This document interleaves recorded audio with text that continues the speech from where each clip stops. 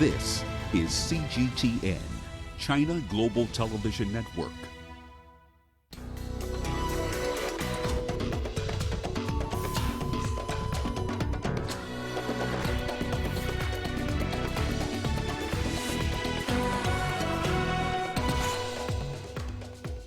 As China's top leadership unveils 14th five-year plan for 2021-2025, we'll look at what's in store for China and Africa cooperation. Washington blocks consensus to name Dr. Ngozi Okonjo-Iweala as WTO Director General. And in Libya, displaced families return home following peace deal between two rival factions. You're watching Africa Live. A warm welcome to the show. I am Peninah Karibe. With me with a sneak peek of what's to come in business news is Uche. Thank you, Peninah. And here's a look at what's coming up on Africa Live Biz. Aliko Dangote delays listing of his cement company in London. And Egyptian and Sudanese officials discuss plans to build a railway link between the two North African nations. Of course, all that coming up within the program. For now, it is back to you, Peter. Thank you, Uche. We begin in the Democratic Republic of Congo, where more than 15 people have been killed by assailants in the east of the country. The attack, which happened on Wednesday night in the remote village of Baeti, was allegedly carried out by rebel fighters from Islamist militia group, the ADF. Leon Sanyange reports. The army confirmed the attack on Baiti village in the northern Kivu province. According to local officials, the church and homes were also burned down on Wednesday. Between 15 and 20 people were said to have been killed, but the army have so far refused to give an exact death toll. A civil society organization in the region has blamed the attack on rebels of the Allied Democratic Forces. The ADF is a Ugandan rebel group that is accused of killing more than 1,000 civilians in the eastern part of Congo territory since 2014. Congolese troops have been carrying out military operations against the ADF and other armed groups since October last year. The group's former leader, Jamil Mukulu, is on trial in Uganda. He faces several counts of murder, terrorism, and aggravated robbery. Leon Sanyange, CGTN, Kampala, Uganda. China's top leaders have wrapped up a four-day gathering and released a communique of the highlights of the plenary session. It explains a new development pattern to smooth circulation of domestic and international investments and consumption. The document draws up China's vision for 2035, the deadline for the country to achieve what it calls socialist modernization. It also unveils the country's critical blueprint for the next 5 years, known as the 14th five-year plan. The CPC has been outlining China's economic priorities in five-year plans since 1953. The newly released blueprints have outlined key goals for major parts for the country. The 2035 vision made clear China's aim to realize what it calls socialist modernization. It foresees a vibrant economy, robust technological capacity, and comprehensive national strength. In the next 5 years, focus will be on real economy, fostering healthy and high-quality economic growth. China will set up a new growth strategy to nurture a strong domestic market, correlated with supply-side reforms. It will also further open up to integrate its domestic market with the global economy. Innovation will remain as the key driver for growth. It wants to be self-reliant in leading technologies. Rural areas will be given special attention with a focus on food security and modernizing the agricultural industries. As for the environment, China says it will further promote sustainable development to balance economic growth with protecting the environment. What happens in China in the next 5 years will have a profound impact globally. Africa, which has borne the brunt of the coronavirus pandemic economically, will be looking to strengthen relations with its trading partners, particularly China, in the post-COVID-19 pandemic period.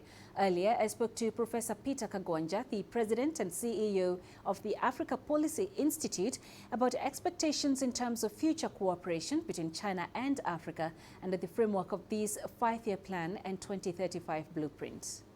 The major lesson coming from China is that African planning needs to focus on internal capacity. In other words, growing internal markets, growing internal productivity of economies.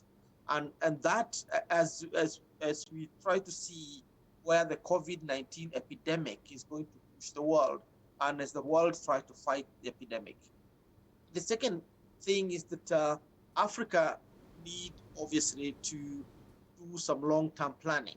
You can see China is talking about 2035, not just in a visionary terms or in terms of a vision, but in terms of concrete planning. Obviously, Africa has Agenda 2063, which is the long-term blueprint for Africa's development or transformation. But we need to go beyond that, and at the national levels, begin to plan that way. I think in Kenya we have Vision 2030. Other countries in Africa have different versions, 2025, and so on. But I think the lesson coming from China is that at this critical time, when the world is battling the two problems of epidemics on the one hand, and populism and isolationism and protectionism on the other, careful planning and looking inward into the economies in order to boost the productivity of various sectors is very key.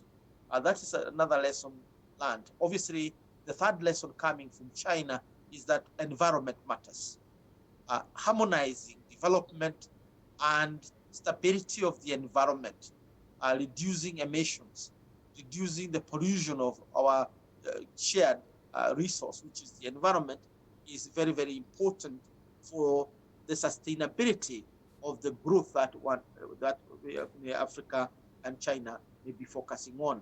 Africa itself is hoping that the rebounding economy after the COVID-19 first round of assault will mean that if Africa is to grow by 5% and above, that must be driven by internal dynamics.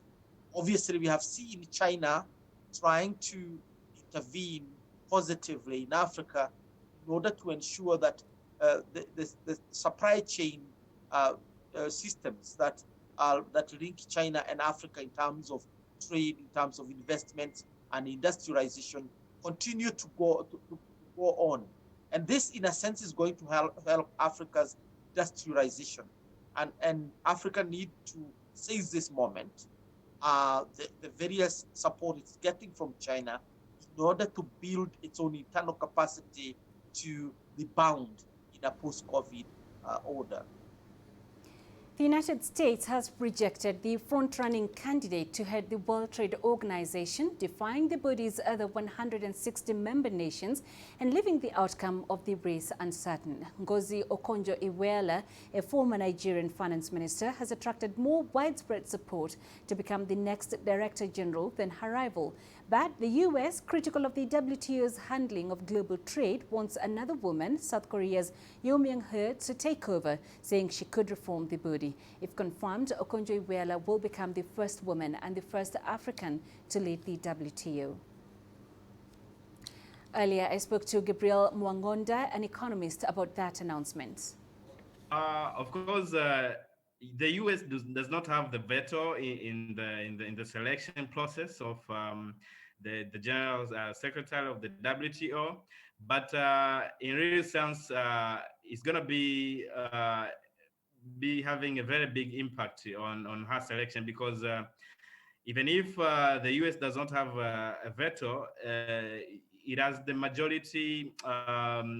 It contributes a lot to the cost of funding when it comes to running that organization. So if it won't be able to accept the nomination, that means the WTO will lack the fund to run it properly. So, and that won't be that good. And if she lacks the cooperation from the US, that means it will be crippled, because the biggest players in this WTO are the Chinese and the US themselves. So for them to exclude themselves in the process, that means they won't be able to direct and dictate the fair play in the world trade practices.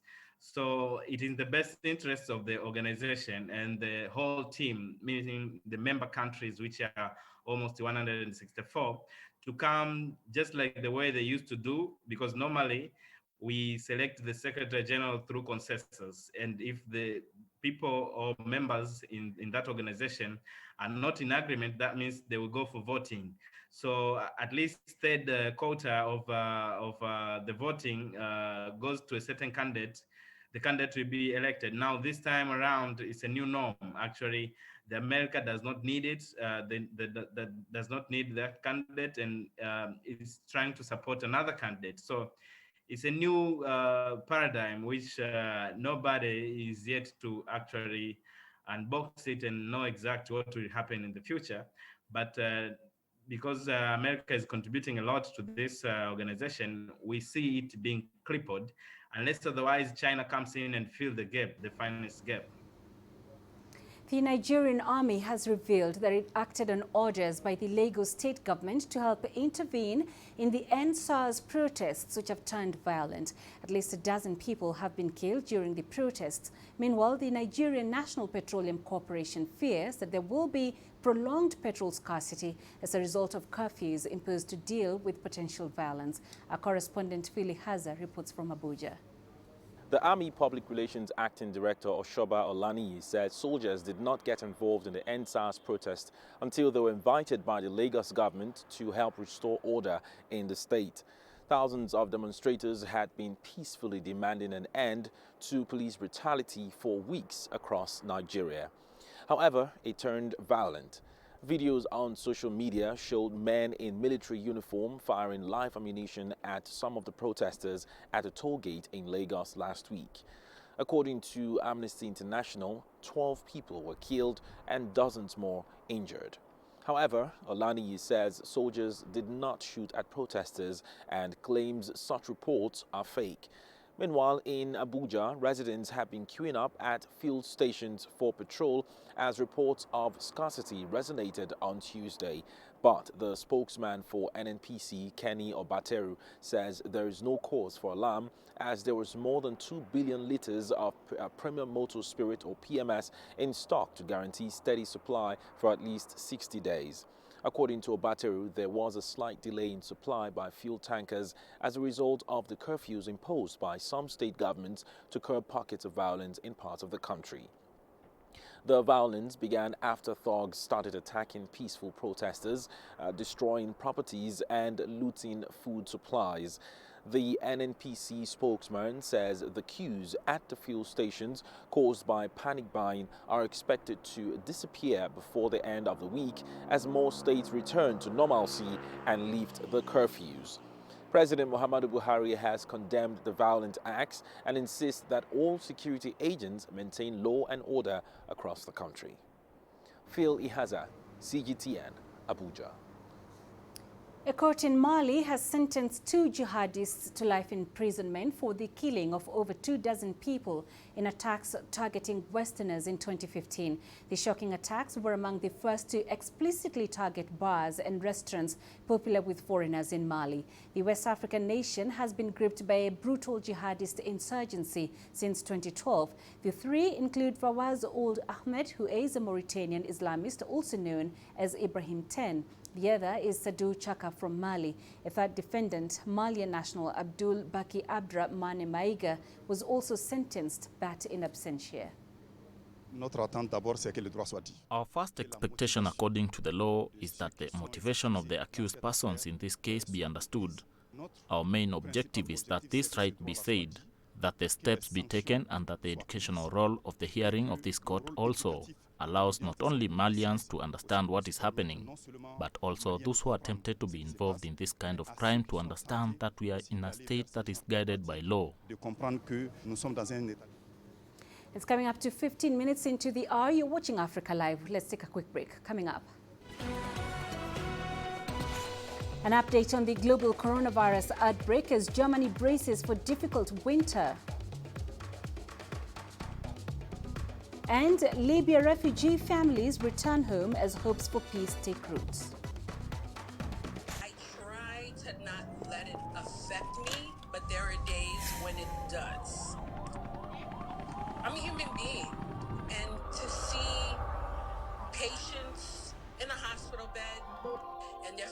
members are not there. There's no one there to hold their hand, that human touch, you know?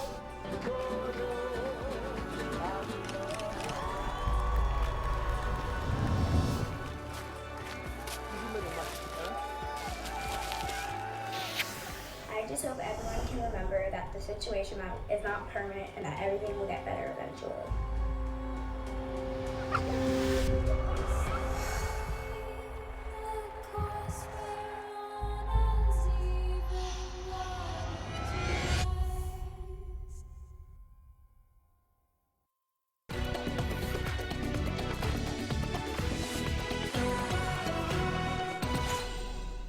Germany is in the middle of a deadly second wave of the pandemic, recording a spike of over 16,000 new cases in the past 24 hours. Today, Chancellor Angela Merkel addressed the German parliament on the crisis.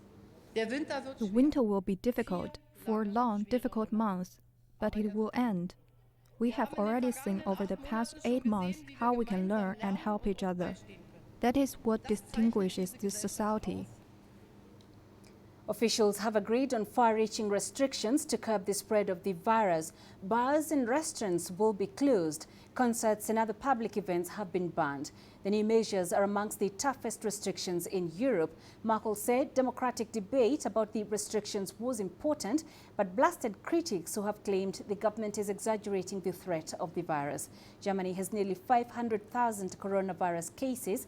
Over 10,000 people have also died. The British government says it wants to stick to localized lockdowns to control COVID-19. This comes after France and Germany announced new nationwide stay-at-home orders on Wednesday. Britain has also been facing pressure after a recent study showed that nearly 100,000 people were catching the virus in the UK each day. Regional lockdowns mostly cover areas in northern England, while the governments of Wales and Scotland have different sets of restrictions. France is on high alert after 3 people were killed in a knife attack in the southern city of Nice. The French Prime Minister vowed a strong response to the attack. The government's response will be firm, unrelenting and immediate. I have already decided to raise the national anti-terrorism alert to the highest level. Several other people were hurt in the attack. French President Emmanuel Macron is now in Nice. The suspect is in the hospital for injuries after a confrontation with police.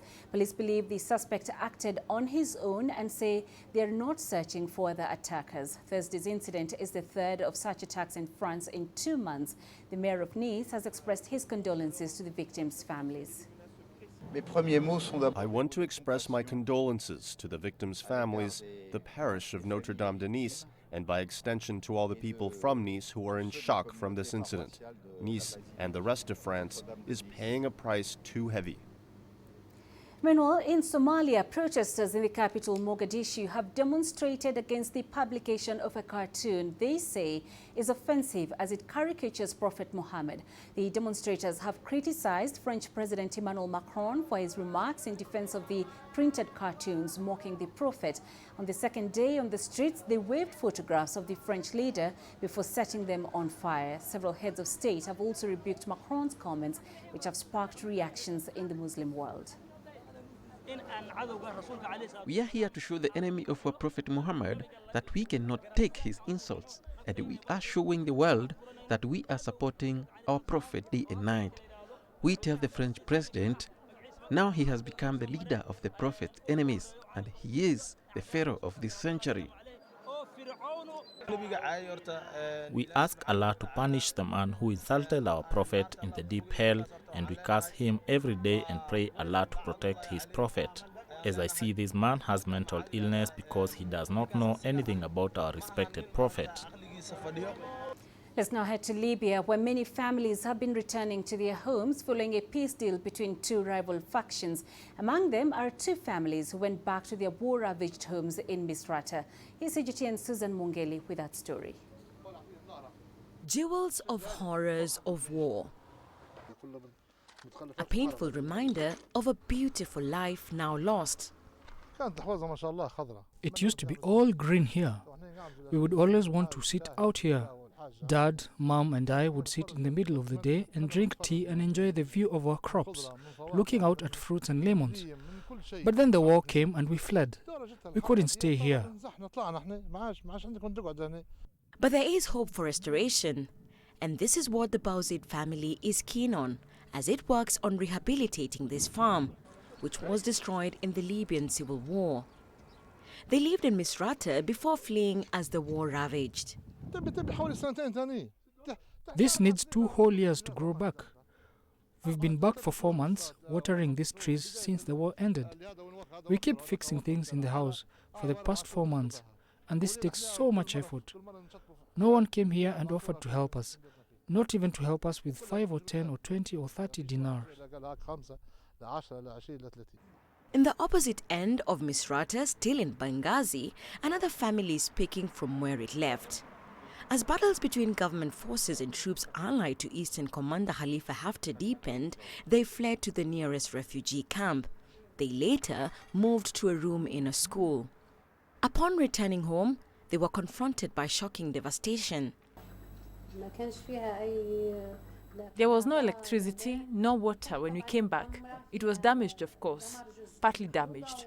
Some things were burned. We got here, moved back, called the electricians and water services.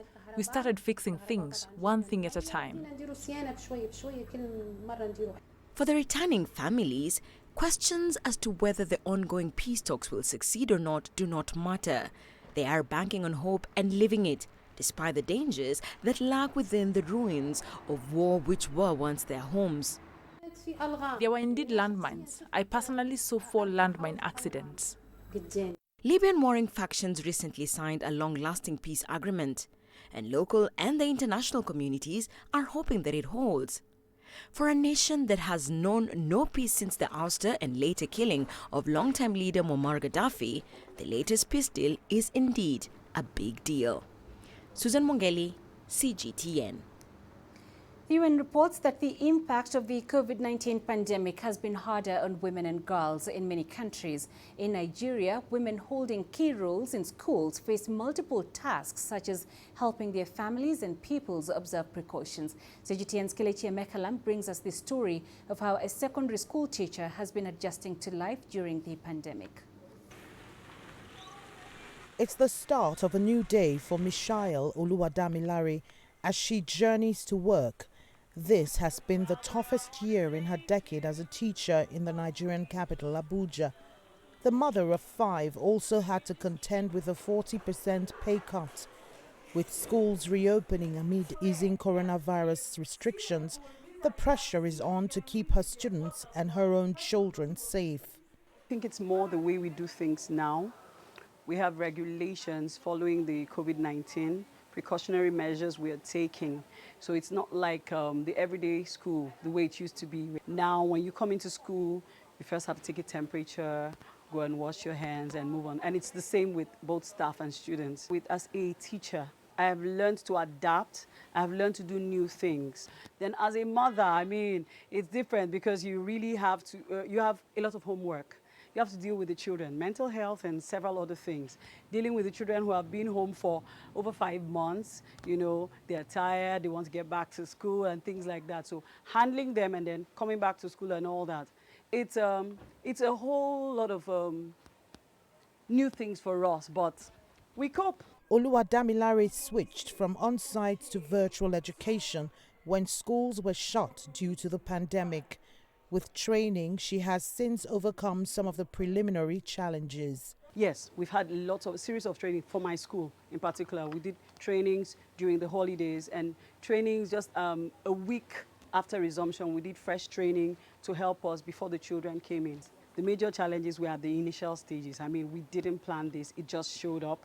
So we had to adjust. We couldn't write exams. We had to start working through with the children during the online classes.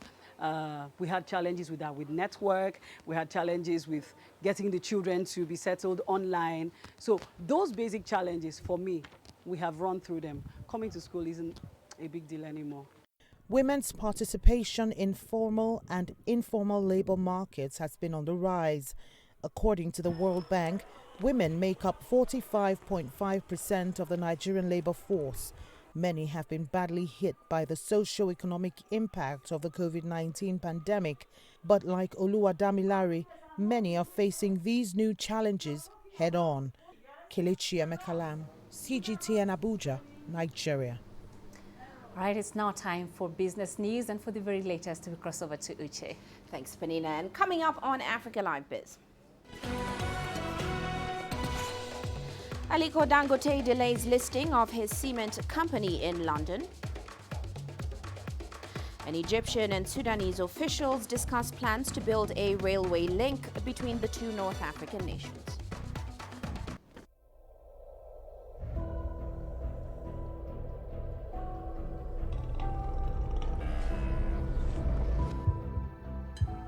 This has taken me completely out of my depth, but at the same time it's exciting.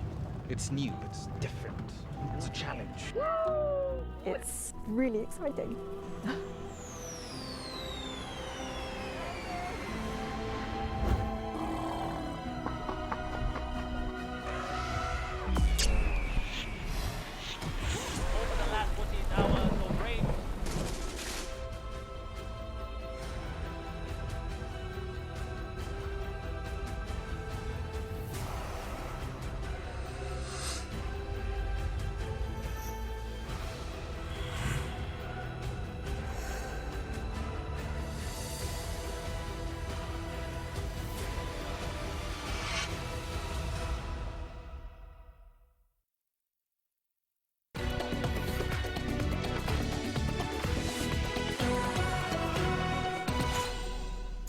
Now, Africa's richest man, Aliko Dangote, has again delayed plans to sell shares in his cement company on the London Stock Exchange. The billionaire is opting instead to focus on increasing exports and boosting the Nigerian company's foreign exchange reserves.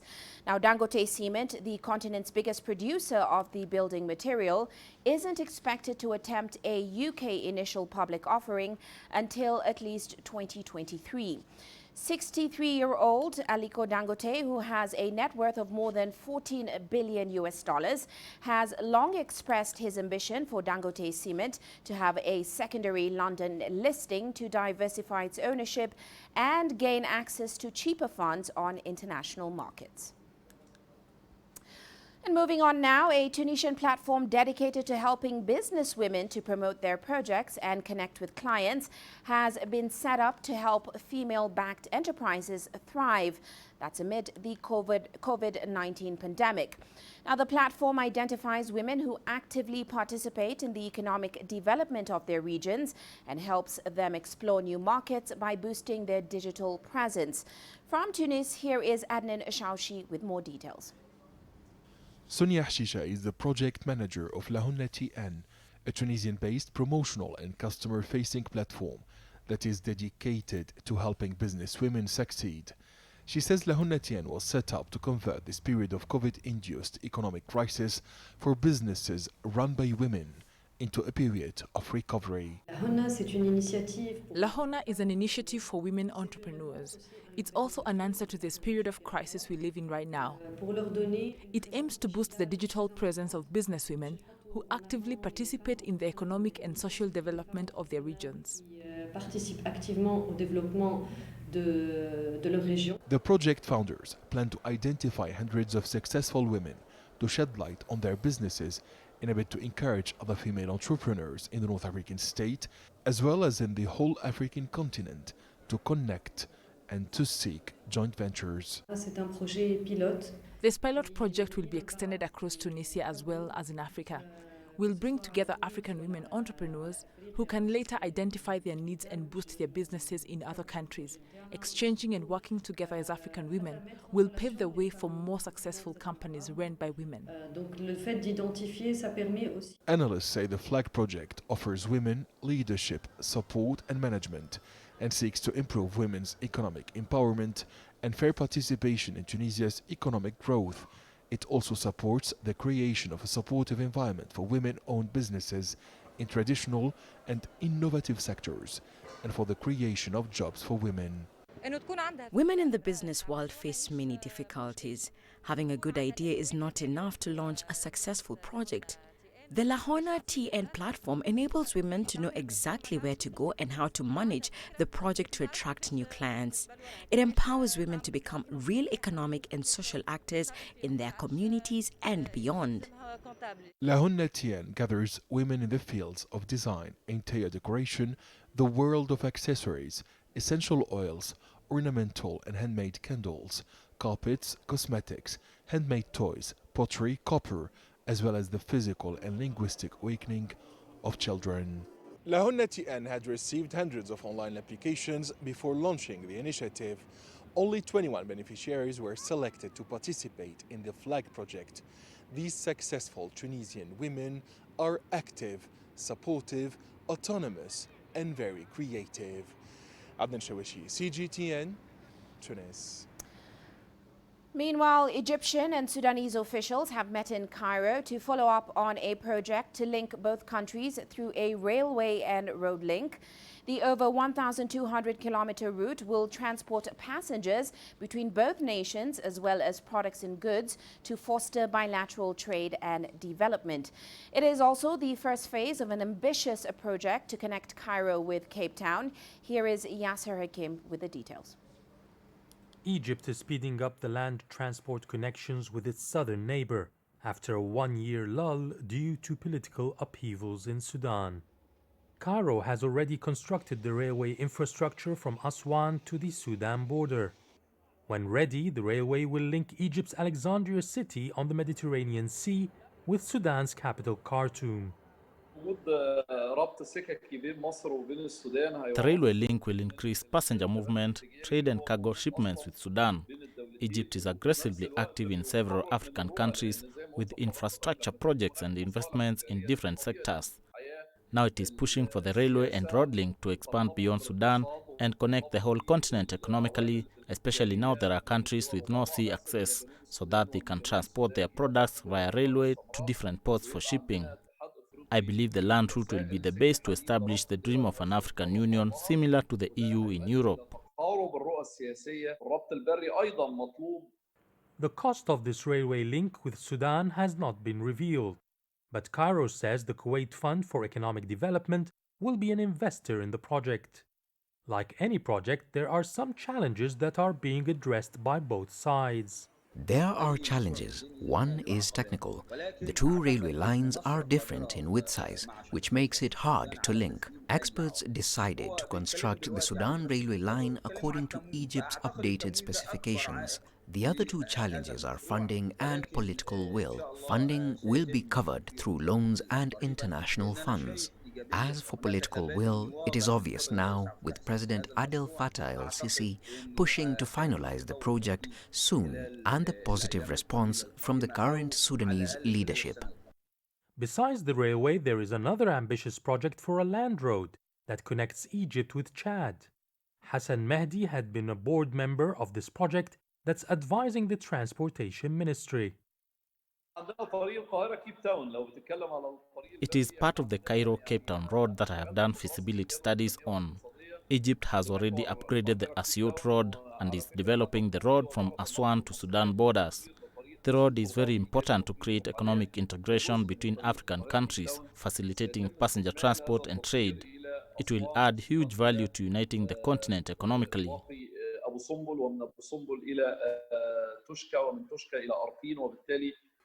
Intra-African trade has been much lower than the potential of the continent. Cairo hopes the railway and road routes could help raise trade and investment volumes, thus improving African economies. Yasser Hakim for CGTN, Cairo. Now, South Sudan's government says it is working to salvage the country's economy. It has also called for further international assistance. A fall in global oil prices and a long-lasting civil war triggered inflation, pushing prices of basic goods in the country beyond the reach of many in the East African nation. I would want to reassure you that the government is fully committed to work with all the stakeholders to implement the revitalized peace agreement, because we are all determined to have a permanent stability and prosperity in our country.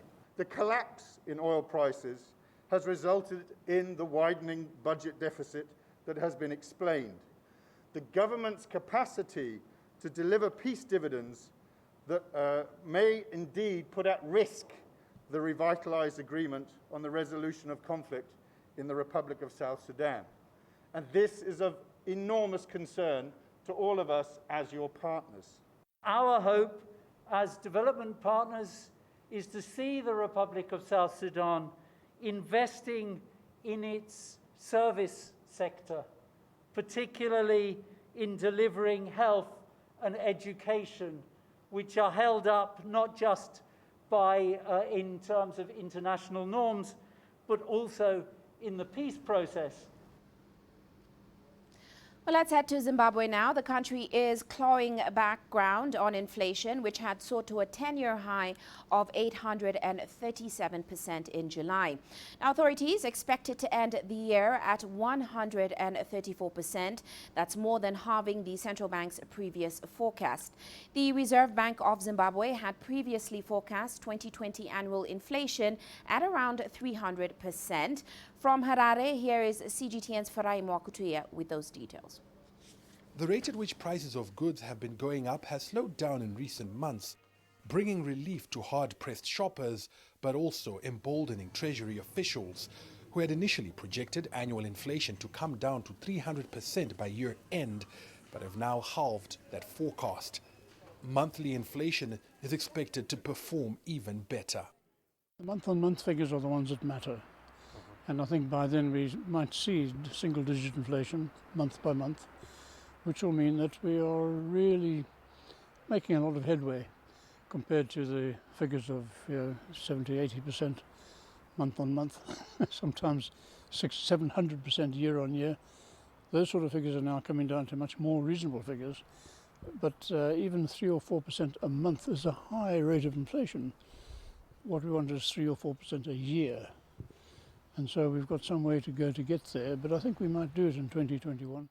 Stability has been brought by a weekly foreign currency auction that has improved availability of hard currency at the official exchange rate. There's still a mismatch between the demand for and supply of foreign currency, which manifests itself in continued activity, albeit subdued, on the black market. Getting adequate foreign currency requires rebuilding productive capacity. That means we need investors, and that means we need investment policies that are attractive to investors. Right now, the investors around the world comparing the conditions and the regulations and the restrictions and the licenses that we demand in Zimbabwe, they're saying it's easier to start a business somewhere else. Over the last 2 years, Zimbabwe has stepped up reforms to improve the ease of doing business and to attract foreign capital. Government has also been keeping a tight leash on expenditures, including resisting unsustainable wage increases that could cause inflation to rise again. Farai Mwakutuya, CGTN, Harare, Zimbabwe. And on the international front, aviation giant Boeing says it is planning to shed another 7,000 jobs by the end of next year. The American plane maker reported its fourth straight quarterly loss on Wednesday as sales are hammered by the pandemic and the grounding of 737 MAX jets. Now, the company is focused on cutting costs as it prepares for a long slump in demand, while Boeing is adding some jobs in its defense unit. An estimated 19,000 employees are leaving the company this year. Now, executives from top U.S. tech companies have testified before the Senate in a contentious hearing to defend the way they do business. This comes as tech giant Google faces a lawsuit from the federal government over concerns it is monopolizing the search industry. Our Mark New has those details. We have contact with you. The U.S. Department of Justice recently filed an antitrust lawsuit against Google. It accuses the company of unlawfully maintaining monopolies through anti-competitive practices in search and search advertising. This new lawsuit against Google is really just the beginning of what is going to be an extended conversation in the United States about antitrust in the 21st century. The civil suit says that Google accounts for almost 90% of all search queries in the United States. It also accuses Google of entering into exclusive agreements that forbid the pre-installation of competing search services. Does the market sound highly competitive to you when you have 90% of it? Very brief answer. Many publishers can use simultaneously many tools. Amazon and Trade Desk alone have grown significantly in the last 2 years. This is a market in which we share majority of our revenue. Our margins are low. We are happy to take feedback here. Feedback turned partisan as the CEOs of Google, Facebook, and Twitter appeared before a Senate committee on Wednesday. At the heart of the hearing was whether to remove or modify Section 230, a controversial internet law which prevents internet companies from being treated as the speakers or publishers of information provided by another information content provider. Republican Senator Ted Cruz blasted Twitter for blocking an article from the New York Post that claimed Democratic presidential nominee Joe Biden's son, Hunter, had dealings with a Ukrainian official. Who the hell elected you and put you in charge of what the media are allowed to report and what the American people are allowed to hear? And why do you persist in behaving as a Democratic super PAC? We're not doing that. And this is why I opened this hearing with calls for more transparency. We realize we need to earn trust more. While all the CEOs agreed on the need for more transparency, Dorsey went further by supporting the idea of algorithmic choice, giving users more power over what content they see in their feeds. And their algorithms are focused on engagement and growth, and not really so much on whether it's the truth or not. Democratic Senator Richard Blumenthal asked the companies whether they had plans in case President Trump says without evidence that the election has been rigged or calls for the counting of votes to stop. We do. We have policies related to all of the areas that you just mentioned. Candidates or campaigns trying to delegitimize methods of voting or the election, candidates trying to prematurely declare victory, and candidates trying to spread voter suppression material. Both Zuckerberg and Dorsey are scheduled to appear before the Senate Judiciary Committee in mid-November to answer questions over their handling of the 2020 election. Mark New, CGTN, Mountain View, California. Well, that is all for now on Africa Live Biz, but ahead on Global Business Africa, trade officials are back to the drawing board. That's after President Trump's administration blocked plans to name Nigeria's former finance minister, Ngozi Okonjo-Iweala, as WTO Director General. Of course, we'll bring you more on that top of the hour. For now, it is back to you, Peninah. Thank you, Uche. You're watching Africa Live. Let's take a short break, but coming up. Hundreds of Nigerian artists showcase their work at this year's Octoberine exhibition. Join us in Global Business and see Africa through our eyes. The greatest journeys, the greatest sights, the greatest adventures. Here in Panata, this weir allows the locals to walk on water. We're far more than just TV news. We're your passport to the wonders of Africa. To bring you stories of struggle, survival, and hope.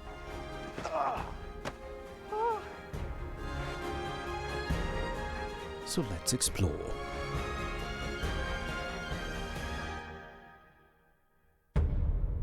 CGTN. See the difference.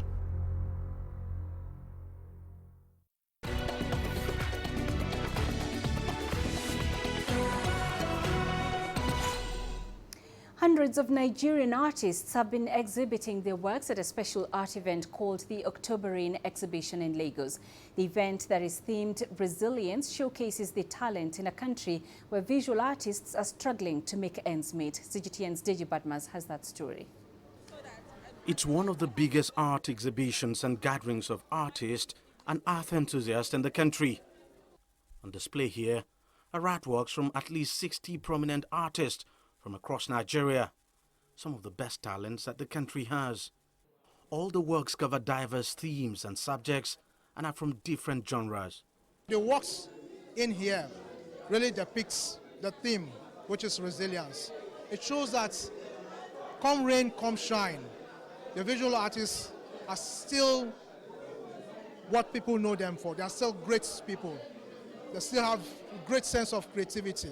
So all the works we have here were made from members who have taken time, irrespective of the effects of COVID-19, to produce great works. With the coronavirus pandemic still spreading in many parts of the world, including Nigeria, and the effects the pandemic has had on society, it's no surprise that quite a number of the works are about COVID-19 issues. This one, for instance, titled "Who is in the Garden?" is a depiction of the gender-based violence which was rampant during the COVID-19-induced lockdown in the country. Over some months back, we recorded a high rate of rape in our society. So I did a performance that I titled Okwakokwa, which centered on rape. So, this is also in line of that. So that's why I titled it, "Who is in the Garden? A little fine girl. Can I come and see her? No, no, no, no." So I'm picking my title from that end, which for us to say no to rape. This is the first in-person art exhibition to be held in Lagos since the government of the city eased its COVID-19 restrictions. For many enthusiasts here, it's a welcome relief that the event has been successfully held this year, despite the disruptions caused by the pandemic. I left my palace about 6 o'clock this morning because I want to witness today. We are all artists and I love art so much. And of course, art is life. And artists, you can see the way they portray life. They show us they are the reflection of what is happening in life. Well, the event is very important because it helps to draw attention, to the industry of the arts. A lot of great works have been created. Very many of them are worthy of international shows and all that. In fact, many of them are international collections. But the point about art is that no work of art is good enough until you promote it. Since its debut 22 years ago, the October Rain exhibition has provided a platform for local and international artists to showcase their works and push the frontiers of their trade. Deji Badmos, CGTN, Lagos, Nigeria. And coming up in sports,